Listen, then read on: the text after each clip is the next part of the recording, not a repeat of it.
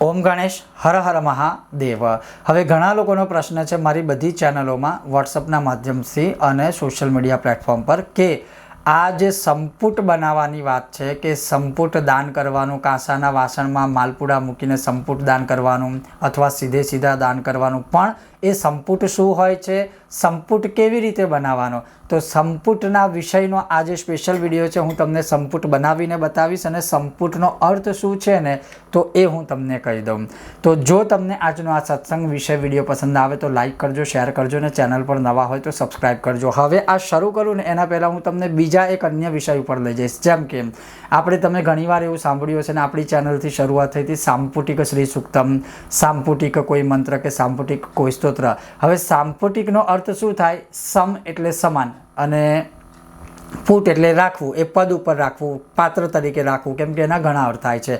હવે એમાં સંપુટમાં એક જેમ કે શ્રીમ મંત્રને આપણે ઓમથી સંપુટ કરવો છે તો શ્રીમ મંત્ર છે એ વચ્ચે આવી ગયો, ઓમ ઉપર આવી ગયો અને બીજો ઓમ નીચે આવી ગયો એટલે સંપુટ થયો। હવે બીજી ભાષામાં કહું કે આ જે છે એ ઓમ છે જે નીચે છે, આ જે છે શ્રીમ છે અને એની ઉપર આ બીજો ઓમ આવ્યો એટલે મંત્રની પરિભાષામાં આને સંપુટ કહેવાય કે એક સ્પેશિયલ જે આપણે સંપુટ માટે બીજ કે મંત્ર લઈએ, એક ઉપર, મૂળ મધ્ય અને ત્રીજો નીચે। હવે આપણી સરળ ભાષામાં કહું તો સંપુટ જે માલપુડાના દાનનો કરવાનું છે, કેવી રીતે કરવાનો પણ એનું મહત્વ વિશે આપણા શાસ્ત્રોમાં અધ્યાય નંબર 25 અને શ્લોક નંબર 36, 37 ને 38માં શું કહ્યું કે કાંસ્યાની સંપુટામ્યેવ ત્રિંશદ્દેયાની સર્વથા, કાંસાના પાત્રનો સંપુટ બનાવો।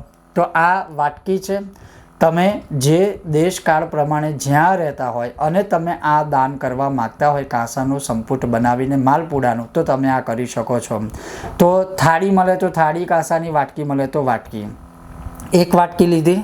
હવે એની અંદર 30 માલપુડા તમારે મૂકી દેવાના અને માલપુડા મૂક્યા પછી એની ઉપર આ બીજી વાટકી, આને કહેવાય છે સંપુટ, એક ઉપર એક નીચે અને વચ્ચે જે મૂળ ભાગ હોય આ રીતે સંપુટ થયો। હવે આ તો સંપુટ થઈ ગયો, પણ નાળા છડી અથવા તો સફેદ સૂતર લેવાનું અને બનાવેલા સંપુટની ઉપર આ રીતે સપ્તવારમ 7 વાર એને આમ વીંટવાનું। આ હું ખાલી તમને બતાવવા માટે નાળા છડી આમ વીંટીને કરું છું।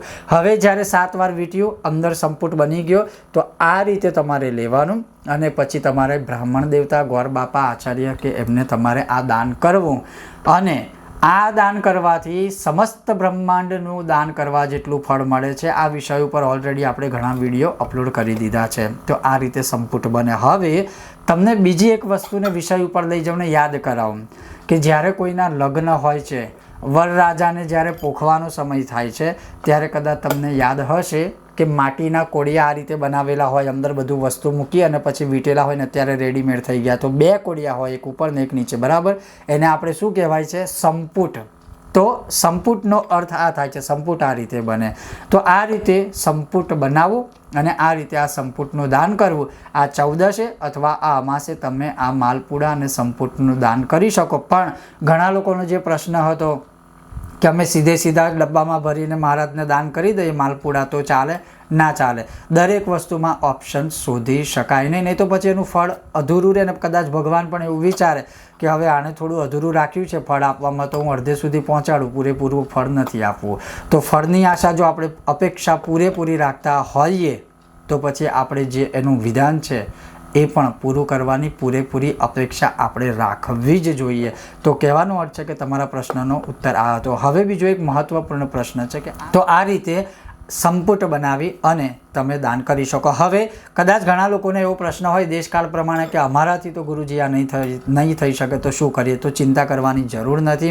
તમે તમારા માટે, તમારા પરિવાર માટે આ પુરુષોત્તમ મહિનાનું ફળ પ્રાપ્ત કરવા માટે વિદ્વાન બ્રાહ્મણોને પણ તમારા નામથી સંકલ્પ કરાવી અને તમે પછી એમને કહેજો કે અમારા પરિવાર માટે અમારા નામથી સંકલ્પ કરીને તમે આ સંપુટનું દાન કરજો, અથવા જે બ્રાહ્મણ દેવતાને આપવા માગતા હોય એમને કહેવાનું કે તમે સ્વીકાર કરજો, પ્રેમથી તમે માલપુડા જમજો અને પ્રેમથી આ સંપુટ તમે સ્વીકાર કરી અને અમને આશીર્વાદ આપજો। તો આ રીતે પણ તમે સંપુટનું દાન કરી શકો છો। ખૂબ જ જલ્દી પાછા મળીશું નવા વિષય વિડીયો સાથે, ત્યાં સુધી તમે જોતા રહો। ચાલો સત્સંગ કરીએ મારી સાથે। ઓમ ગણેશ હર હર મહાદેવ, જય સિયારામ।